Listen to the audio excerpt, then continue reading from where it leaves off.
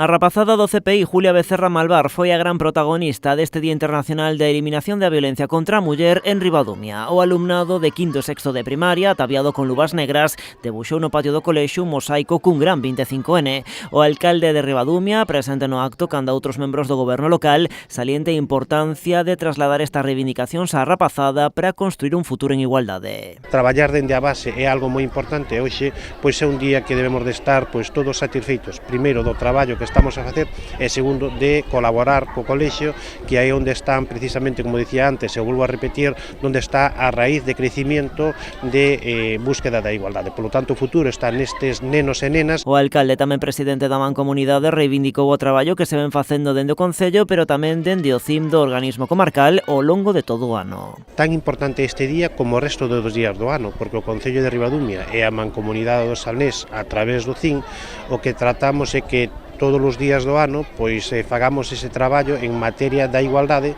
para cando chegue o día de hoxe, pois que é o Día Internacional, pois tamén poidamos disfrutar del, non? Sobre todo das actividades que se fixeron ao longo do ano. As administracións creo que estamos obrigadas a que cada día traballemos máis en prol da igualdade. Varios nenos e nenas foron os encargados de darlle lectura ao manifesto, neste caso o texto elaborado polo CIM da Mancomunidade, do que forman parte, ademais do de Ribadumia, os concellos de Meis, Meaño, Cambados e Vilanova.